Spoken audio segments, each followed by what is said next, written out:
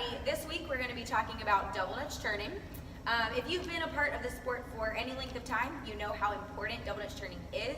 Pretty much anyone can jump double Dutch if you have really good turners on both ends of the rope. So whether you're a PE teacher or you're a coach, this is a fundamental skill that you need to know in order to introduce double Dutch.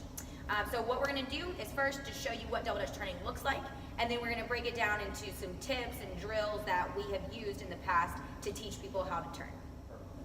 So we're going to show you what double Dutch looks like first. It's like this.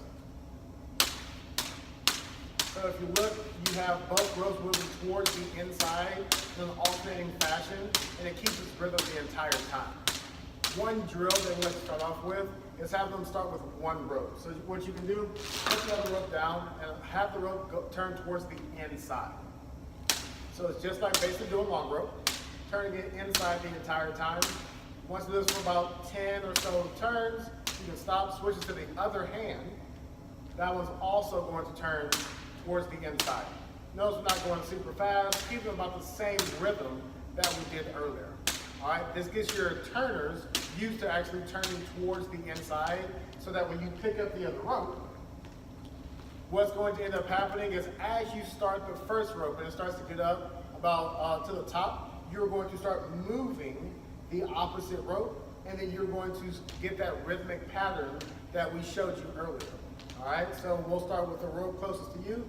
As it goes up, other one moves, and we're turning in our rhythmic pattern the entire time, just like we were doing as if we had one rope in our hand, but now we have two. So as kids start to learn how to turn and start to get the hang of it, there are a couple of issues that tend to arise. So a lot of times they'll have some issues keeping the rhythm or some issues keeping the shape of the ropes going. And so we're going to give you just a couple of cues and tips that we've used to help to fix these issues. So the first thing that we usually tell people when they're learning how to turn is to pretend that their handles are pieces of chalk and that they're using those pieces of chalk to draw circles on a chalkboard right in front of them. So if Nick's doing that, he's using those handles, he's not moving his wrists a whole bunch, he's literally just drawing circles. Now you can also notice those circles never actually touch each other in the middle, right? If they did something like this, those ropes are going to start hitting each other every time. Nobody's jumping anything because the ropes are not going to be pretty. So something that we can do to help with this, you can actually use another rope and you can put it right down the center of the jumper's body, like so. And then as they're turning, they have this visual cue to kind of keep the ropes on the side of this center rope. So we'll show you kind of what that looks like. Yep, so he's turning, making sure that his circles never cross that midline. One more thing that might be a little bit scary for the person in the middle, but I promise it works. You can actually have someone stand or sit right in front of the turner, and then they actually turn on the sides. So that works. Again, a little scary. It looks like the ropes will hit you in the face, but I promise it does work, and some kids find it really fun to do that. One more thing that we tend to see and tend to make sure to tell kids, a lot of people when they start to turn will be pulling back on the ropes. If that happens, the ropes get really wonky at the top and the shape is not pretty at all. So we're going to show you actually what that would look like and then give you a couple of ways to help kids out if that's the case. So if we were to turn and be pulling back, this is what the ropes would look like. So you can see, they're hitting each other, they're really jerky, and it would be really, really difficult to jump that, especially for a beginner jumper. So if that happens, you can always kind of walk up behind a jumper and just gently nudge their elbow to where it's at least in line with their body or slightly in front. You never want it breaking that plane, okay? So you can gently nudge that elbow up, and then also just making sure that they're aware, giving them verbal cues to keep their handles in front and remember where that chalkboard is. You've got to stay on the chalkboard right in front of your body. Another issue that you might come across whenever you start learning double Dutch, or at least teaching it, is the rhythm of the ropes. Whenever you start turning, what you want to make sure is that they stay very even the entire time. They have an even rhythm, kind of going 1, 2, 1, 2, and typically what happens is if you're learning it, that rhythm stays there for the first 3 or 4, and then it gets off. So just saying it out loud can kind of help your jumper or yourself when you're learning this. So looking at double dutch returning, you can hear that rhythm. If they're having trouble, you just say 1, 2, 1, 2, 1, 2, or even have them say it to themselves, or out loud, should I say, so that both turners are on the same page. Once they have the rhythm down, they can kind of turn and things seem relatively well. What you should do to challenge them is turn on some music.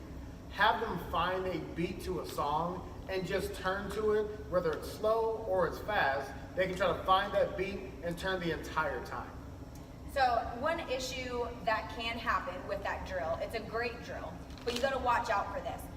Sometimes when people are trying to find a beat and then turn to it, they think that that means they have to make a really loud noise with the rope on the floor. They're emphasizing hitting the floor too much. If that happens, the ropes are again gonna just start to get wobbly and kind of ugly. So you wanna remind them, it doesn't mean that they have to hit the floor super hard with the ropes. They still just wanna, here we go, we'll show you. They still just want to sweep the ropes across the floor, okay? So it's almost like this sweeping motion here.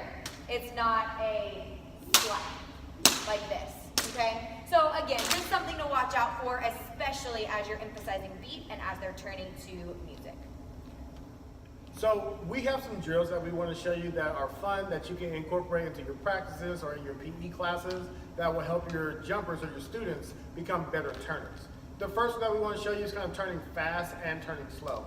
So what you'll do, you'll start turning just like so, just like normal, and then with your partner, you can call it ready, set, go, and you want to try to turn a little bit faster.